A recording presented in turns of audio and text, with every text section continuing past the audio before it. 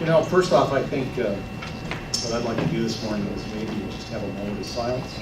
Yes. Today, as you know, I think is the 12th anniversary of the 9/11 attack on the World Trade Center in New York, where many people lost their lives, and I think we ought to just take a moment of silence to honor their memory.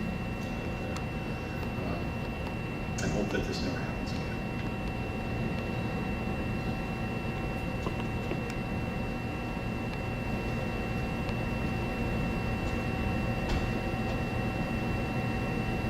Thank you. All right. Today, a couple things, housekeeping I just want to straighten out. As you can see, this is a little unusual meeting for us today because today's meeting is going to be both a business meeting and a briefing for the board members. And if you remember right, this is because in our last meeting in August, we were unable to conduct business because of the lack of a quorum. So we're going to begin today's meeting with the actual board business meeting, then I'll adjourn and we'll follow that with a board briefing. And as I mentioned at the last meeting, there is no public forum today, but we will take in testimony on the resolutions, and I see that one person, Lynn Jensen, has already signed up for resolution 13-09-52. And again, we will have our regular public forum in 2 weeks at our regularly scheduled business meeting on the 25th. And I apologize for any inconvenience. And again, the board will be around, I'm sure, after the meeting if anybody wants to talk to us. The next thing I wanted to do, just kind of housekeeping, was just talk about board appointments. And those of you who have been following TriMet know that every 2 years in February, the board adopts a resolution confirming board appointments and officers. However, the recent departure of 2 of our long-term board members necessitates filling those vacant vacancies sooner than later. And so these appointments right now that I'm going to talk to you about are interim, and we'll formalize and make changes at our February meeting of next year. So with that, I wanted everybody to know that I'm appointing board member Bethel to fill the role of vice president, which was vacated by board member Schweitzer, and for board member Zaragoza to fill the role of secretary vacated by board member Clark. I think you all know that board member Schweitzer also chaired the Finance and Audit Committee, and board member Stovall will replace her on the committee, and board member Prosser will fill her role as chair. We had our first meeting this morning with those new roles. And with board member Stovall's new role on the Finance and Audit Committee, I'm also asking board member Esmond to replace him on the ATU TriMet Pension Trust Committee. And I thank you for your willingness to serve and take on those positions. I look forward to our working together on that respect. I think, as you also know, we have a full plate over the next few months, especially with the board's work to complete the financial plan. Our financial strategic plan, and I'm confident that members Prosser and Stovall will continue the work that was already begun in that area, and that the other appointments will ensure the necessary oversight to keep board meetings and activities on track. And we're going to, in our briefing, get an update on the strategic financial plan here in just a few months. So again, that's the first, the bookkeeping things are out of the way. So with that, what I'm going to do is call the meeting to order, business meeting to order, and it's not on the agenda, but I would like to call the attention of the board, and maybe you folks, if you have copies of them out there. We have a resolution that I'd like the board to consider honoring Ms. Tiffany Schweitzer for her work on the TriMet board. And we have a resolution, it's resolution 13-09-53, and maybe I could ask the general manager or the general counsel to read against the Myra, because I think it's worthwhile to know her contributions to the TriMet board. Very good, thank you. Resolution number 13-09-53. Whereas the Tri-County Metropolitan Transportation District of Oregon, TriMet, and its board of directors wish to honor Tiffany Schweitzer, who served as vice president of TriMet's board of directors and the chair of its Finance and Audit Committee. And whereas Ms. Schweitzer, during her tenure as vice president of the board of directors at TriMet, has helped direct and steer the agency through demanding financial times, assisted the agency in making difficult decisions regarding long-term financial sustainability, and has been a strong leader on this issue. And whereas Ms. Schweitzer, a successful businesswoman who oversees one of the largest urban developments in the country, brought her financial acuity, passion, and dedication as the chair of the board's Finance and Audit Committee. And whereas Ms. Schweitzer, with her understanding and acumen in urban development, land use planning, and a strong belief in investing in local development projects, brought these issues together to further TriMet's success in the community. And whereas Ms. Schweitzer's approach to reforming the TriMet cost structure and the ATU contract was influential and diplomatic, leaving behind a legacy of financial accountability. And whereas Ms. Schweitzer, with her impressive history as an advocate for transit-oriented development and a role in planning and funding future developments, made her a respected leader. And whereas Ms. Schweitzer, a highly regarded member of the downtown, north, and northwest Portland communities, has been a transit advocate with the agency's partners, helping to build relationships that are important to TriMet's continued work in the community. Now, therefore, be it resolved that the TriMet Board of Directors, its president, and its staff express their gratitude to Ms. Tiffany Schweitzer for her role as vice president and chair of its Finance and Audit Committee. Be it further resolved that a copy of this resolution be presented to Ms. Schweitzer as an expression of our respect and appreciation. Would be signed by Bruce Warner, President, adopted September 11, 2013, by the Tri-County Metropolitan Transportation District of Oregon Board of Directors. Thank you very much. Before I ask for a motion, I just want to note that she spent over 9 years here working on the TriMet board. And, you know, in my working with her in various positions, she's always been a proponent of public input and feedback, and I think worked very hard to bring more transparency to the board and the agency, and I want to thank her for that. She has this board's gratitude for all she's done. So with that, I'd entertain a motion to approve resolution 13-09-53 honoring Tiffany Schweitzer. Second? Your motion, I hear a second. Good. Is there any discussion on the motion this morning?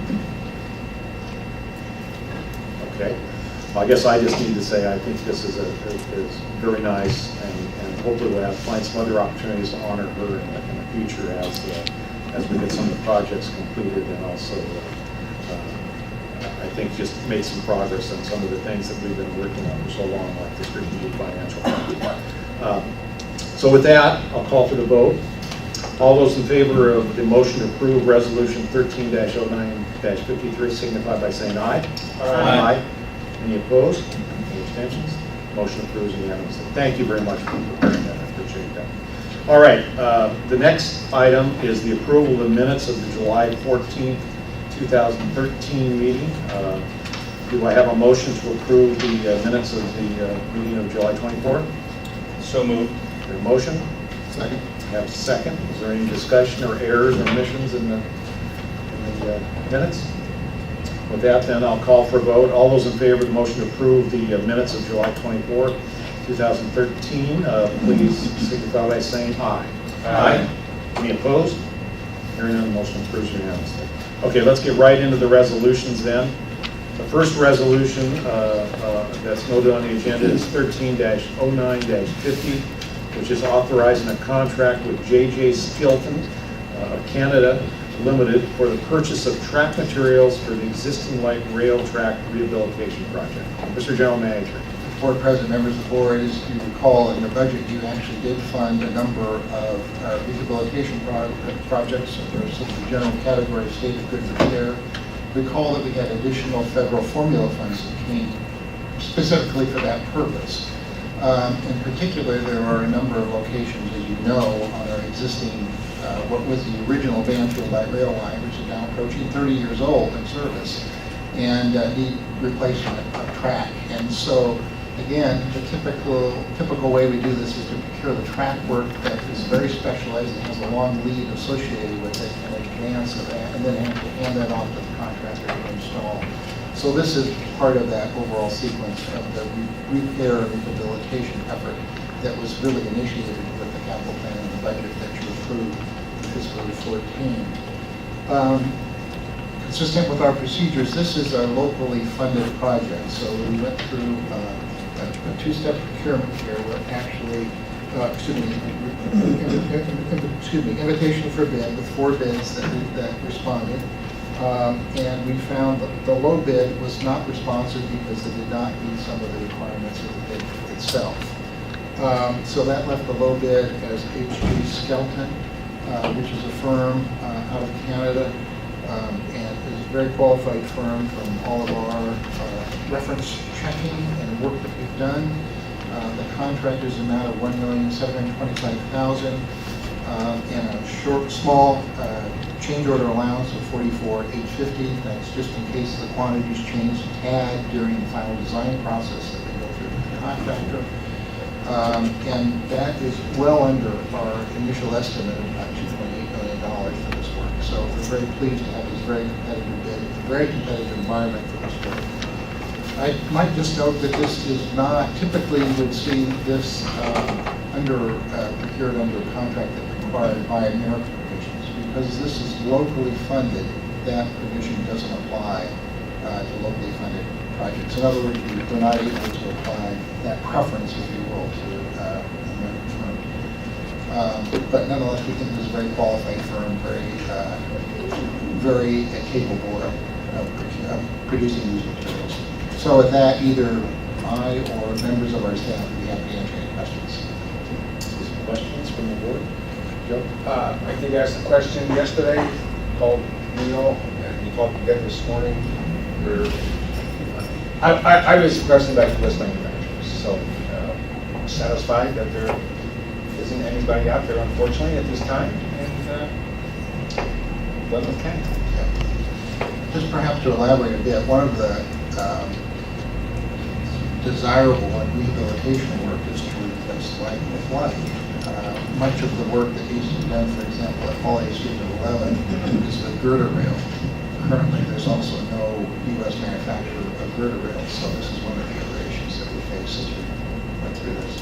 But fundamentally, a locally funded project by America provision doesn't apply. Other questions from the board? With that, then, do I have a motion to approve 13-09? I'll make the motion. I hear the motion. Do I have a second? Second. We have a motion and a second. Is there any further discussion on the motion? Okay, then. All those in favor of the motion to approve Resolution 13-09-50, please signify by saying aye. Aye. Any opposed on that one? Thank you very much. Good questions. The second resolution is Resolution 13-09-51, which is authorizing a contract with Nahama Group Incorporated for project management and selective design services in support of facilities management. Yes, Mr. Board President, members of the board, the 2 contracts that you consider next actually are part of the same story, which is essentially an augmentation of staff to ramp up to do the additional capital work that we have in the budget this year. And so with recognizing that we have a shortage of staff, recall that we are at the peak in terms of Portland, Milwaukee construction, and that it was not, given the peaks and valleys of capital contract construction, that it did not seem wise to add additional staff at this point in time. We looked for ways to augment staff and issued RFPs really in 2 different areas. And the first of these contracts is, again, for Wanaha Group, and it's really to help us with our facilities management projects, so primarily buildings and other facilities. Noted on page 2 of the resolution are the types of projects that will be needing to be managed. In addition, we will procure some other affiliated services under these contracts, such as limited design services and other inspection or quality control tests, those sorts of things that come under the general category of construction management. Many details yet, but a call from Again, so what I would just like to note is that this was an RFP, request for proposals. Also, both of these contracts are procured under the Brooks Act, which is a federal requirement that requires qualifications-based assessments. So with that, I'd be happy to answer any questions or refer them to staff. Neil, give a ballpark figure on the amount of work The dollar value on these small capital projects. Ballpark's fine. I would have to look at, perhaps Sean, could you give me a ballpark? The value of the project being looked at? We're asking for, the authority in here is 400, No, the base projects, not Right. the value of the contract. and I actually don't have a sum of the projects that are given examples here. In the CAMP, we have more than $1 million in the facilities management category. This is a subset of those. I can certainly, provide total values. Director Esmond, do you want to have that before you take action, or you want to actually get you that information? After the action, you find. Okay, all right. Other questions? I've got a quick question in regards to, now, were you saying that these next two resolutions are similar in the project completion, that these are focused on?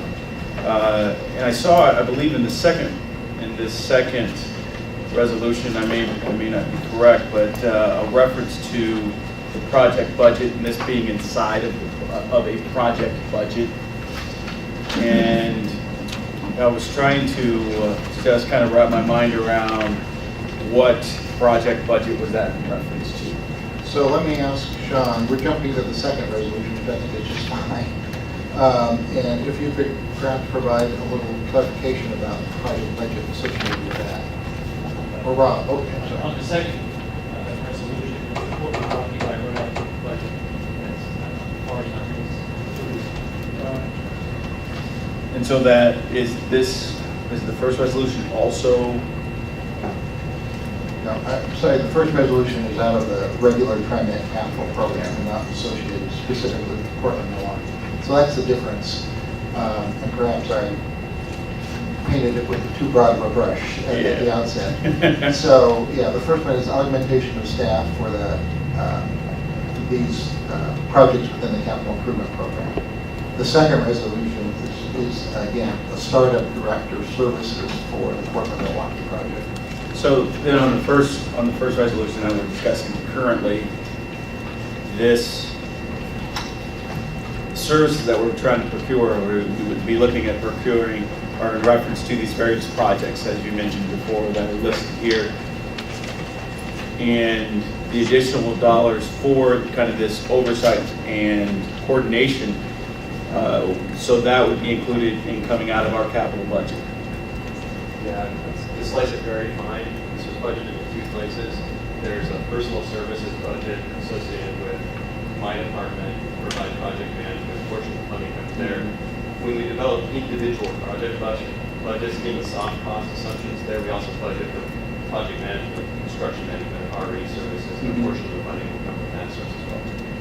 All of those dollars, however, are in the sort of general fund side, the CAMP side of the program, and they're all within the facilities management subset of those projects.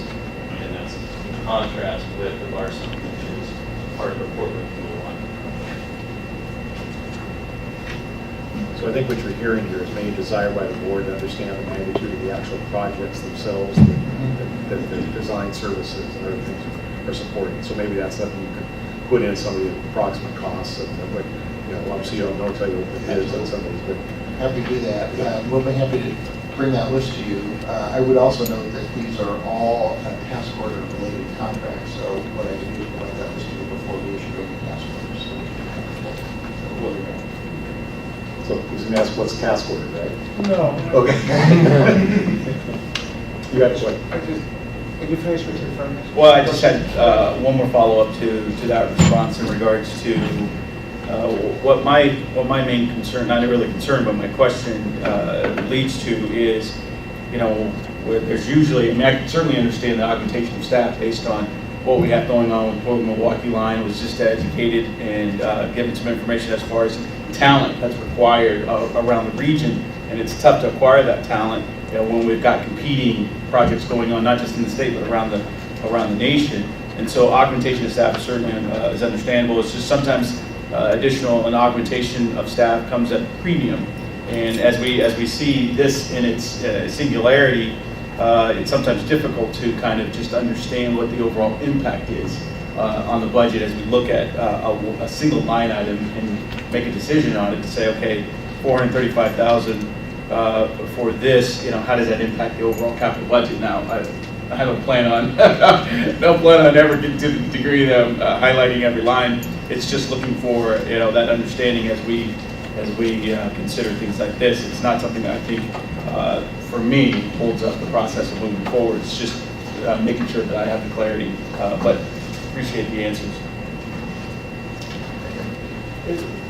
Neil, is the Wanaha, I hope it's right pronunciation, is that a local firm?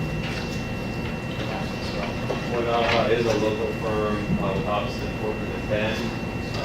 They perform very well. They're certainly a project management firm.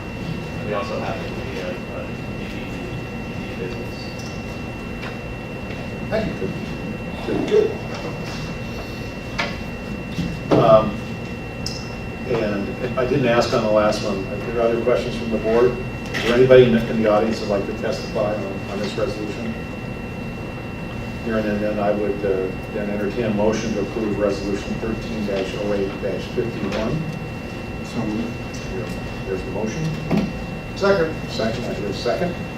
Any further discussion?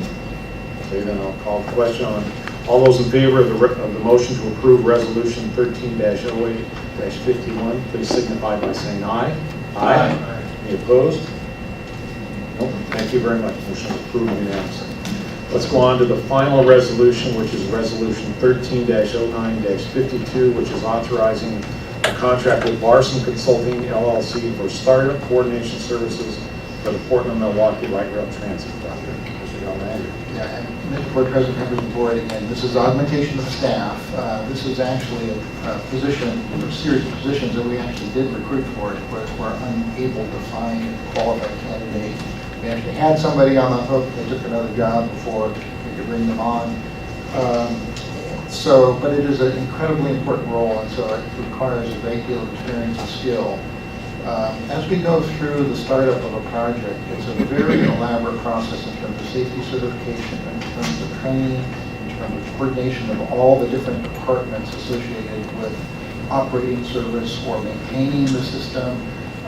From beginning to end, will be in a very rigorous process, really starting about now into the actual startup and beyond.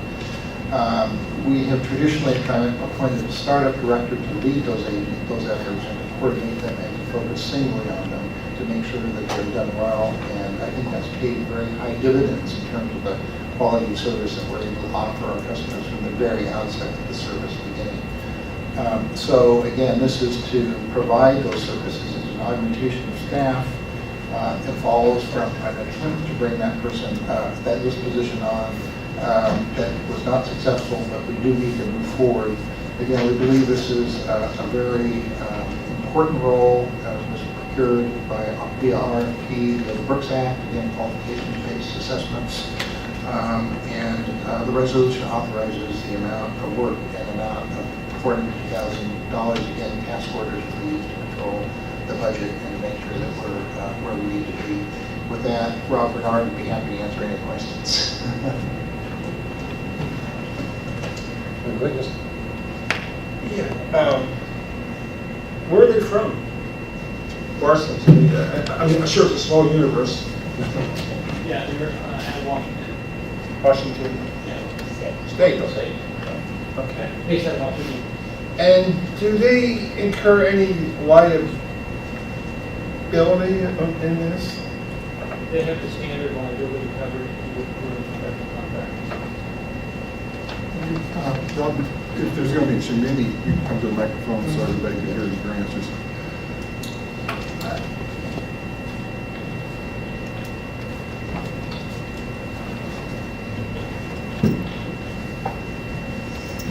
So question one, they're in Washougal, Washington. Question two, they have the typical insurances you have with professional liability for this type of contract.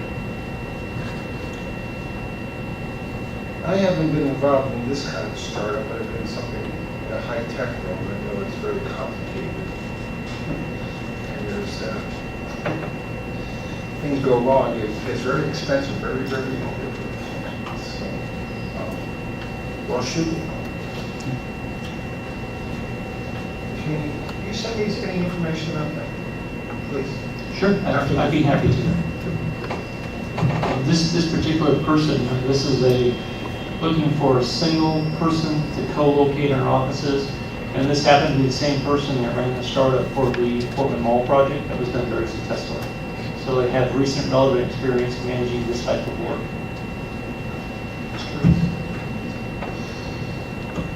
Other questions from the board? Thank you. Wayne Jensen, wanted to speak on this resolution. Please come on up. Good morning, you all know who I am, I hope. If you don't, I can't help you there. I wanted to, this is in general to all three of these resolutions today. Of course with me, you all know that I'm a big TriMet activist and, see things wrong on a day-to-day basis. Well, these are some issues that I've heard over the scanner. These are your own employees talking, okay? What you're gonna hear in the next couple minutes is your own employees talking about the system that they're running. Many details yet, but we just received a call from a person who claims he wants to shoot or assault a bus driver. A call came from the area of Merlo Max or the Merlo Apartments. Can you confirm with Merlo bus station that it's locked down and that ID cards are required to get in? 9114, I'm seeing this is a bad one. What train is currently at First and Oak? Overview is not working. Could you meet up with 401? They're having issues with their printer. TVM 130 at BTC, the bill acceptor's not working. Light's not even on, so people can't pay with the dollar. Crush Road, leaving people on the platform. Any equipment malfunction is happily listened to by our lovely management.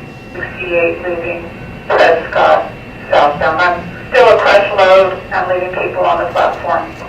Okay, map is incorrect once again. Who would have thought? Told that it's been at least an hour since we had a 12-minute hired.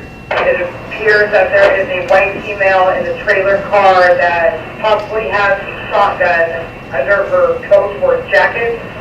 Yeah, it's failure of transmission from dispatch, but I seem to be able to be transmitting at this time, but I've also had failure of transmission on both 800 and 700 portables. If you have an issue and you need to contact dispatch, use the phone. At all failure, if you cannot get through on the radio, use a phone. At this time, we are in a shaky situation as far as radio coverage and transmission and receiving.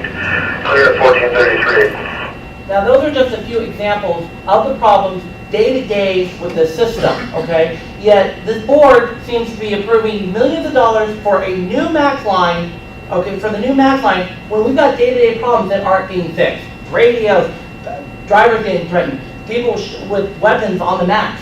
Yet Neil says that it's safe to be on the max because we have security people, yet where's the security people for the buses? So using the same TriMet logic that having security people on the max makes it safer, means that the buses are the least safe of all, which means that's the place where you're going to get stabbed and hurt. Exactly where the last 3 TriMet bus operators have been stabbed. Let's look at safety first before we build another max line. Thank you. Thank you, Lane. Thank you for tying that back to the resolutions that we have here. All right, so any further questions or comments from the board? Well, seeing none, I would entertain a motion then to approve resolution 13-09-52. So moved. Second. I hear a motion and a second. Any further questions or comments? Seeing none, then, all those, let's consider the motion. All those in favor of the motion to approve resolution 13-09-52, please signify by saying aye. Aye. Opposed? Hearing none, the motion is approved unanimously. I just want to say, Wayne, thank you for bringing those to our attention.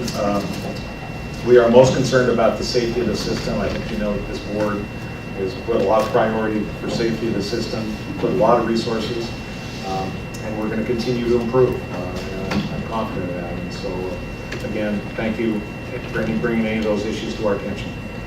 Can I ask one question? No. It's a simple one. When are we gonna see safety personnel on the buses? Why don't we let the safety folks talk about what we actually do on it? Maybe Harry, you can talk about what we do out there also, all right? So I know we have people out there on the buses too. So thank you. All right. All right, so I hear, is there any further business to come before the TriMet board this morning? Seeing none, then I'm going to adjourn the meeting and move right into the board briefing. Everybody okay? Do we need a quick break? We okay with moving forward? All right, but let's move forward. General manager comments. Neil?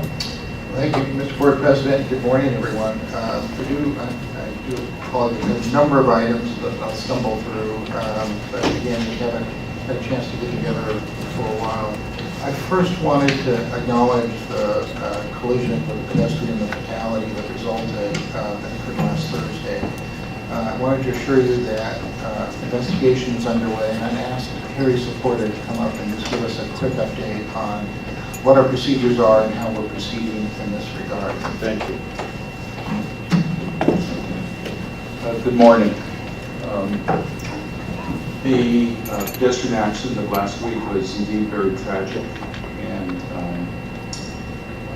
but we are continuing to do the investigation. We're looking into three principal factors: the actions of the pedestrian herself, this red car, and also the actions of the operator, and then the environmental factors. So once all of those components are brought together, then there's an internal review, and we'll take whatever actions are necessary to ensure that hopefully there won't be a reoccurrence. So those are the actions that we're taking right now. I am personally involved in leading the investigation in this matter. So that's the update for now. So I think what may happen later is that if there are any specific actions, we may be able to share that with the board, but we'll have to see where it goes from here. Harry, do you have a sense of what the general timeline is for the completion of the investigation? I would say that the internal investigation will be complete within the next couple of weeks. There are a number of things that we're looking at and analyzing. We will bring in external resources if that's necessary to help us do the analysis. Right now, I don't quite see that as being necessary.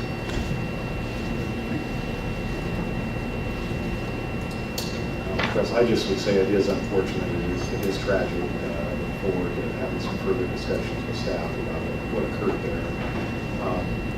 I understand there may be some legal action pending that limits our ability and desire to talk about it publicly, but hopefully we can maybe talk about it further in executive session if we get to that, because we do want the system to be as safe as possible. I know, Harry, you yourself spent a lot of time looking at changes on pedestrian crossings around the light rail station. I know we made great progress, and I've seen a number of people who've avoided a collision by walking into a train as a result of the barriers and things that we put up. So let's keep looking at that, and I look forward to some further reports after you've completed your investigation. Okay. Thank you. Anything else? All right. Thank you very much. Harry, has there been any progress in finding the person who stabbed the driver out there on Foster Road? If you know. There hasn't. There were some leads that we thought were going to be fruitful. They never materialized. In fact, there was one individual that was taken into custody for a different circumstance. We thought that was the individual, but it didn't prove to be successful. We have increased the reward for information. Again, that did not prove to be fruitful either. So it's, I wish it was different, but it isn't. Thank you. Thanks. Just to note, as Harry leaves, and where he noted the anniversary of September 11th, that we actually do have an increased presence and a reminder to all of our employees and everybody out on the system to be vigilant in a partnership with the TSA to actually increase presence on the system today. So we do recognize that it is an important anniversary in terms of a change in the way that we have viewed transit security and in terms of our partnership with a brand new agency, the TSA. So there have been many changes in those decade plus that really accrued from that. And I just wanted to acknowledge the work of the staff to really raise the standards, raise the bar related to transit security overall. So just to note that as well. I did want to note a number of other items. First of all, on labor negotiations, you should know that we did meet with the ATU in negotiation sessions over the weekend. That was led by Randy Stedman, and obviously with help from 7 of his good friends, including Shelley Lomax, which is our negotiating team. The ATU had another larger negotiating team in the room. Essentially, the conversations today have really been just reviewing and trying to explain the TriMet proposals. And I would note that we did receive ATU's non-economic proposals on, I believe it was Saturday afternoon at the end of the session. But we have not yet received the ATU economic proposals. And they have asked for some additional information, which again, I think was provided to them already, so we're hoping that that will allow them to put together their final economic proposals and move on with that. I would also note that there is now 20 days of September that we have scheduled with negotiations with the ATU. So while there's no progress to report and it's primarily going through the explanation of the various proposals, that's what is underway right now. So we're very pleased to be at the table, and I think actually that by itself represents great progress compared to where we have been traditionally. Randy, anything else you'd like to add? Very good. Related to mobile ticketing, I wanted to particularly thank Board Member Esmond and Dr. Bethel for being at our launch of the mobile ticketing application.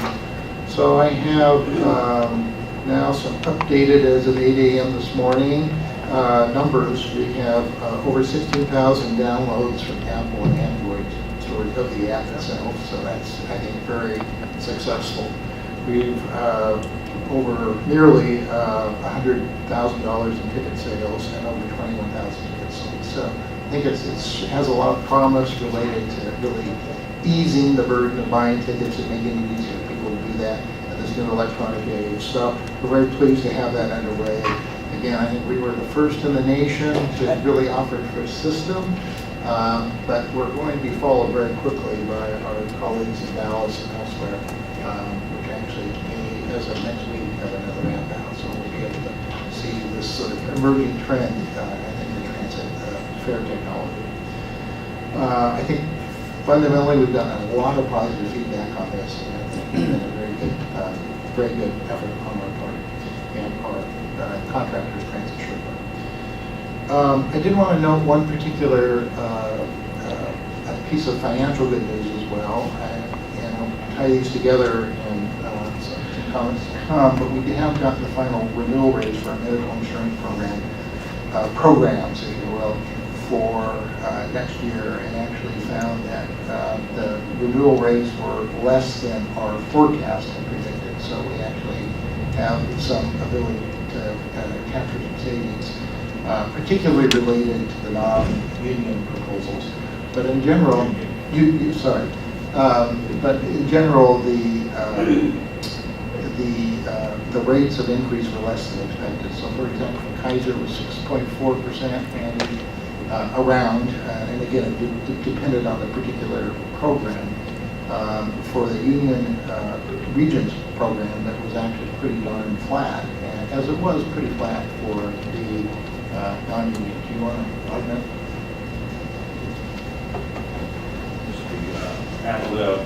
But we were very pleased with the renewal for the Union Regions plan, which actually was reduced for the first time. Anybody can remember here, the rates went down 3.2%.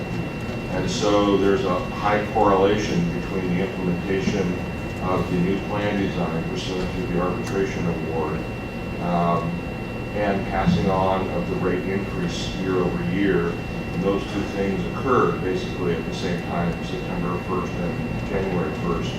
Utilization of the Regents plan for the Union Region plan began to plummet. So we took that experience from September 1st to the end of the year, and in the first 4 or 5 months of 2013, and asked Regents for an early renewal. That's a couple of months earlier than they would normally give it, so that we could capture. We were using the correlation between the plan design and the utilization decrease to capture an early renewal before anything else changed. As a result of that, we got, again, a 3.2% decrease on the union plan. The non-union plan was about flat. There wasn't any real changes in the plan design, so you wouldn't expect a great deal of change in utilization, so that was fairly predictable. And then the Kaiser union rates went up around 4% or so, and the non-union went up a little bit more than that. So all in all, very good news, especially on the much bigger union plan. So we were happy with those renewals. Yes, sir. Jeff, I know my organization is struggling with the health plan and the implementation of the ACA. How is TriMet getting, I guess, prepared for that, or what's the thinking? If you can share that. Yeah, the ACA, the biggest change related to the ACA for us is looking forward to 2018 when the excise tax kicks in. Already, our rates, well, many of our rates currently exceed the level at the 2018 level where we will incur excise tax. So we're looking at millions of dollars of excise tax in 2018, assuming nothing changes. Of course, things may change. We don't know. What we do know about our plans is that currently the union plan, according to the ACA metal designation of platinum, gold, silver, bronze, looking at the actuarial value calculator that the government created, our plan for the union is a platinum plan, and our non-union plan is a mid to high level gold plan, and that's what we're proposing that the union have in 2014. So they would, using the government's, the ACA designation, we're proposing that we go from a platinum to a gold level plan. That will help us with that excise tax considerably. It will also, of course, help us with our OPEB liability. But generally for us, that's the biggest impact. I mean, there are some additional costs associated with the ACA. There's some additional short-term costs, but the big one looming is the excise tax. Everybody understands the ACA is the Affordable Care Act. Also called the PAC. Back to you. No. Yeah, we received the same news from my union to excise tax. So, well, thank you. So the excise tax, is that based on the level of benefit, or you mentioned the rate? I mean, they're both connected in some way. There's two levels. At the 10,000, I think it's 10,500, 10,000 premium level of 10,000-ish for the single, or 27,500. Anything above that is subject to the excise tax, and I believe it's 40% of the above that. Above that was some ceiling. So, as I said, several of our plans in our different tiers, meaning single, spouse, family, and so forth, are already, we know, unless the law changes, are already currently subject to that tax. And as our rates increase between now and 2018, the amount of that tax that will be due will just be increased. So it's several $1 million for us, assuming no changes in the law. Also, you mentioned that you may have mentioned that there was a decrease in utilization on the Regents plan on the union side. Yes. Was there a change in benefits during that time frame that would? Yes, pursuant to the interest arbitration award, we implemented what we call the 90-10 plan, which was a change from what we call the $5 copay plan. So that 90/10 plan means that employees have some out-of-pocket costs that they never experienced before, and deductibles, and the out-of-pocket maximum also increased. So this is the first time that employees on the union plan have had their wallets touched by healthcare. And so they have, it appears, the data would suggest that it appears that the plan design change and the passing on of the premiums year over year pursuant to PECRA has resulted in some behavioral changes. So they're beginning to think more with their wallets, would be what the data suggests. As a portion between the plan design change and the passing on of the premium cost, we can't attribute which had more of an impact.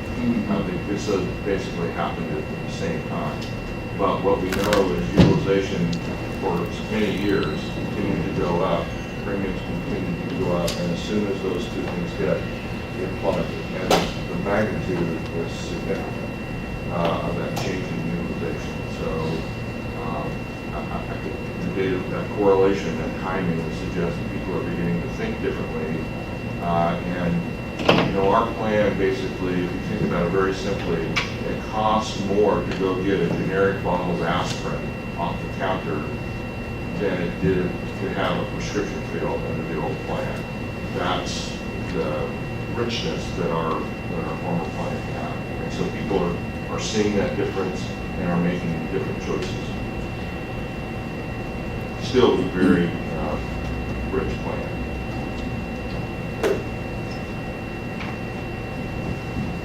Let's continue. Continuing on. Thank you, Gary. Thanks, Brady. That was a bit of good news I did want to share, and we'll get into that a little bit further. I also wanted to note that we have implemented our fall service improvements, $2.1 million of additional funds that were included in the fiscal year 14. 21 bus lines have adjustments to schedules, the routes of their stops. Generally, those changes were aimed at schedule reliability as well as overcrowding. So, again, we're pleased operations goes through a major effort to readjust all of those routes and schedules. I appreciate the work that was done on that. I also wanted to just update you on our work related to frequent service restoration. I think this is a very important topic and will be touched upon in, I think, the discussion on the strategic financial plan. And it's continuing our work that we would like to bring forward to you at your September 25th meeting. Recall that we have 12 lines that are frequent service lines, and they are our workhorse lines. They provide over about 50% of our overall daily riders on the bus system through these 12 lines.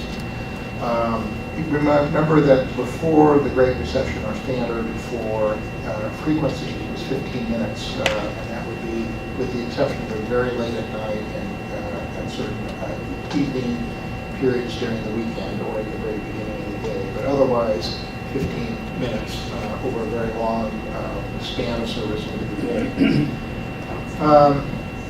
What we would like to do is obviously get back to that standard.